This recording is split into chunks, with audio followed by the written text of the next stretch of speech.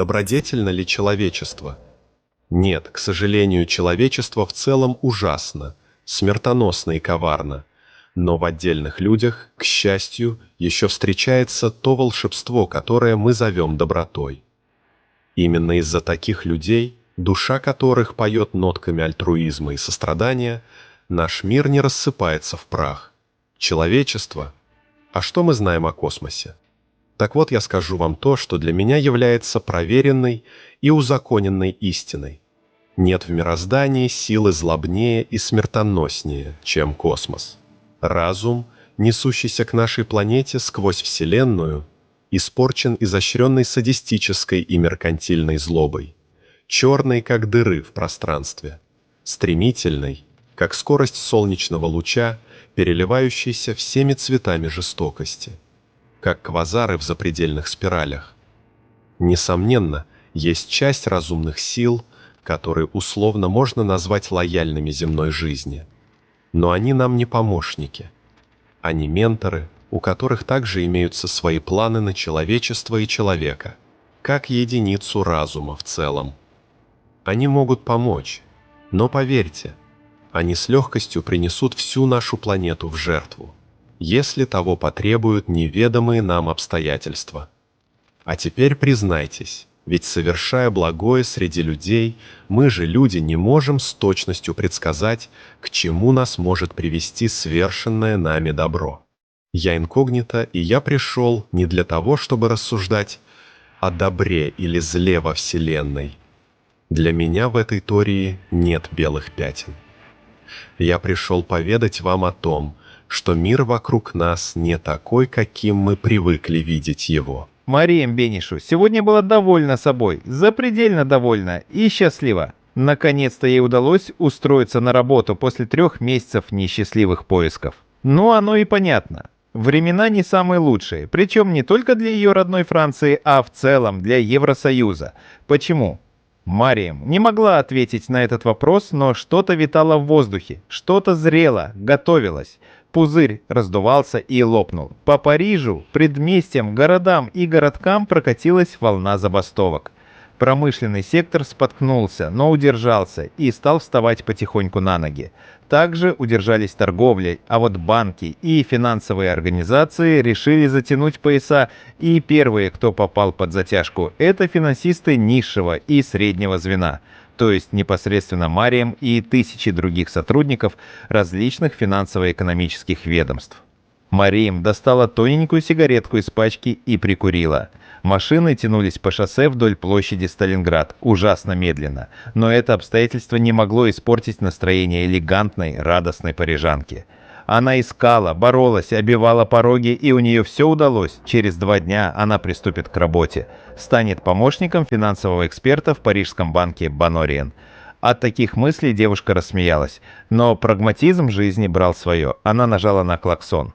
Ну, поезжай ты уже быстрее. Впереди своей массивной задницей перегородил дорогу желтый Рено, а она на своем миниатюрном ситроенчике Ами 2020 года, выпуска, кстати, могла бы резко юркнуть справа, прогнать до светофора на пересечении Секретан и Жан-Жорес, а затем уже свернуть вдоль бульвара Виллет, развернуться и ехать домой. Но нарушать не хотелось, да и возможности особой не было.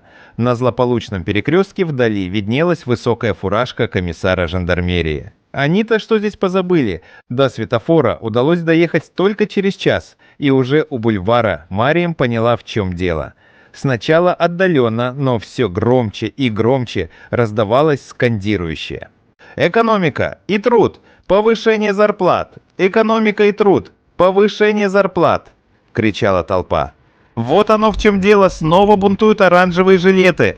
Вы молодцы, ребята, но уж больно громко и такая суета».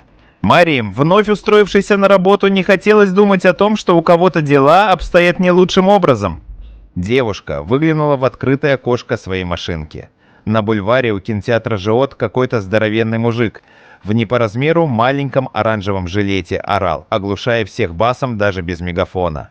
«Они хотят, чтобы мы работали за 13 евро в час. Мы профсоюз таксистов. Не бывать этому». Мариям слушала и невольно ухмыльнулась, представляя себя на месте этого детины, скажем, 3 месяца назад в начале поисков работы. Мужчина неистово кричал, а перед ним бушевало оранжевое море разных полов и возрастов. Особняком держались крепкие молодые ребята, одетые в одинаковые черные спортивные костюмы, и их было никак не меньше десятка, причем 3 из них разминались, делая боксирующие движения руками в воздух.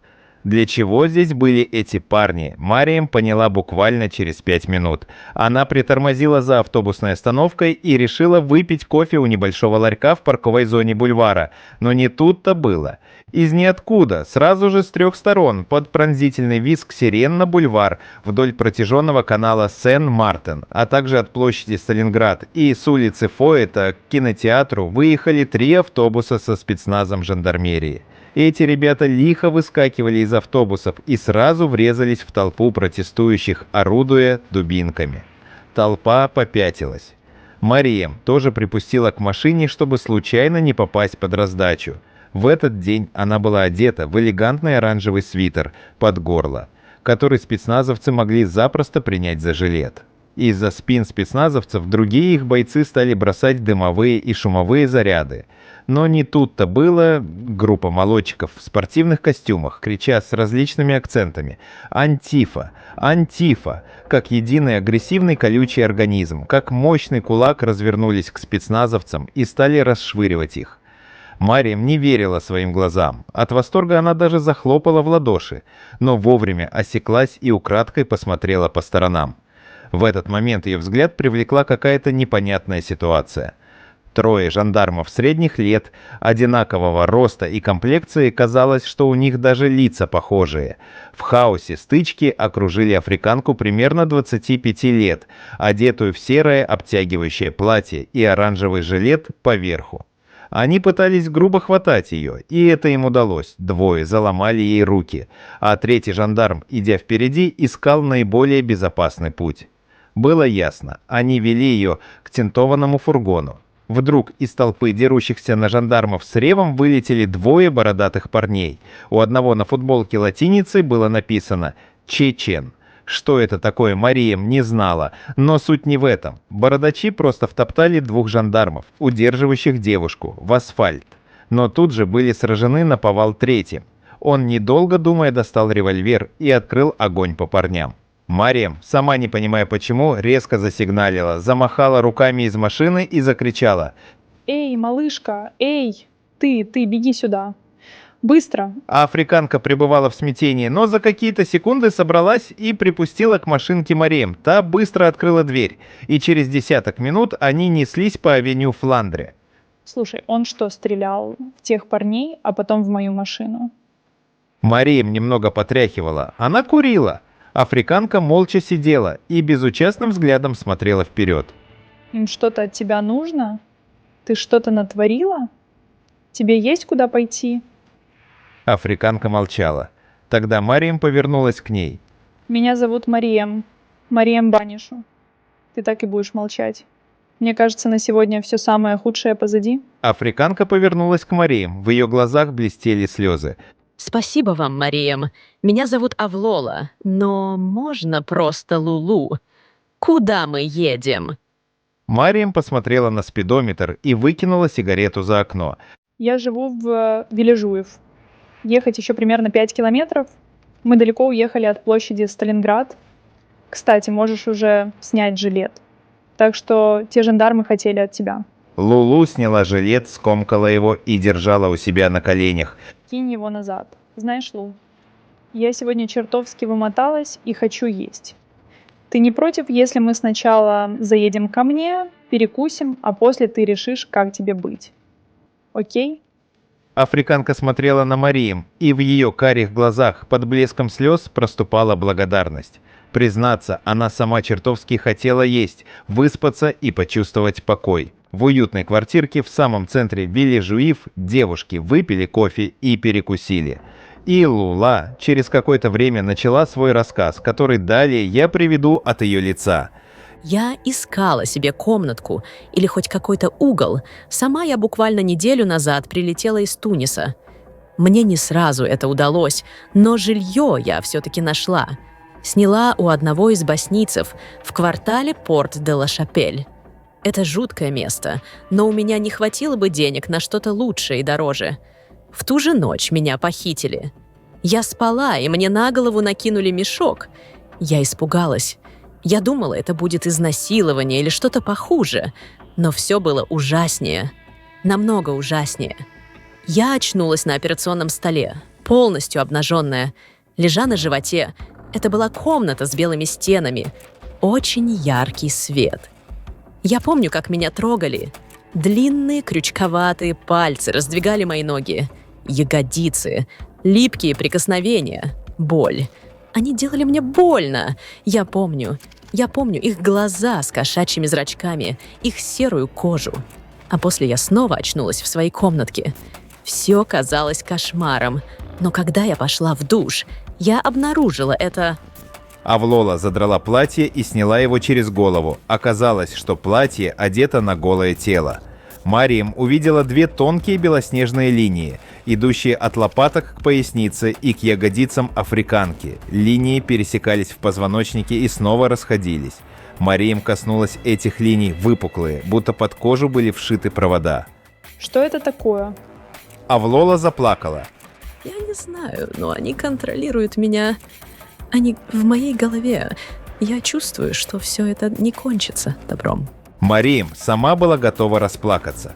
Она слышала об опытах над людьми, о незаконной трансплантологии, похищениях женщин и детей. Но все это было далеко, где-то на страницах газет, в новостях, не с ней. Девушка сама была готова заплакать, не отдавая себе полного отчета. Она обняла Авлолу за талию сзади и трепетно прикоснулась губами к ее спине, к соблазнительной ложбинке между двух упругих половинок, сжала сильнее и начала целовать. Авлола встрепенулась, но покорно принимала поцелуи. Опустив свои ладони на обхватившие ее руки Мариям, была послушной и страстной. Утром Мариям проснулась первой. Лулу приятно сопела рядышком. С ней было хорошо и уютно. Ее полные африканские губы дарили неимоверное наслаждение поцелуями в разные местечки. Мариям улыбнулась и прижалась к горячему телу едва знакомой, но такой милой мулатки. От объятий та проснулась. Доброе утро, солнышко. Как тебе спалось, Лулу? Африканка потянулась и, громко выдохнув, рассмеялась. Не поверишь, Мариям, но это мой первый раз. Я имею в виду вот так. Парижанка рассмеялась и присела на кровать, демонстрируя упругие белоснежные груди, редко покрытые веснушками. У меня не первый, но, пожалуй, лучший. Знаешь, Лулу, у меня есть предложение продолжить этот приятный опыт, но только под душем. Внезапно в дверь постучали снова и снова, а потом просто вынесли ее с петель. Мариям закричала, а в комнату ввалились двое мужчин. Господи, они были похожи на тех самых жандармов. Один из них направил пистолет на Мариям, а второй ударил шокером вскинувшуюся Авлолу. Та затряслась и упала. Нападающий окинул взглядом Мариям и прошипел. «Хочешь жить, не шевелись, Мариям Биби-Бенишу». Голос пугал и завораживал, он был похож на шипение гадюки. На миг от страха девушке показалось, что на нее смотрит не человек, а жуткая змея из книги о Маугли. Она оцепенела, единственное, на что ее хватило, так это просто кивнуть головой. Один из мужчин подхватили обездвиженную Авлолу и вскинул ее на плечо, понес к выходу. Второй убрал оружие и молча, не оборачиваясь, вышел следом. Мариям понеслась к окну, хотела заорать на всю улицу, но внизу она увидела, как Авлолу закидывают на заднее сиденье тентованного фургона, того самого с бульвара Виллет. Один из похитителей сел за руль, а второй обернулся, поднял голову и снова посмотрел в глаза Мариям, помахав рукой с издевательской улыбкой. Для меня очевидно, что Авлола, а косвенно и Мариям столкнулись с проявлением космических сил на нашей планете. Они действуют вне расы, пола, возраста или иных характеристик, присущих людям. Они считают нас подопытной скотиной, своей собственностью.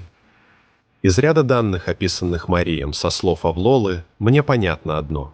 Некая инопланетная раса пытается взломать блокировки человеческой психики. подчинить основную и симпатическую нервную систему, сделать нас рабами. И объект они подобрали правильно – бедная, неустроенная девушка-мигрантка. Я ненавижу их, этих космических блядей.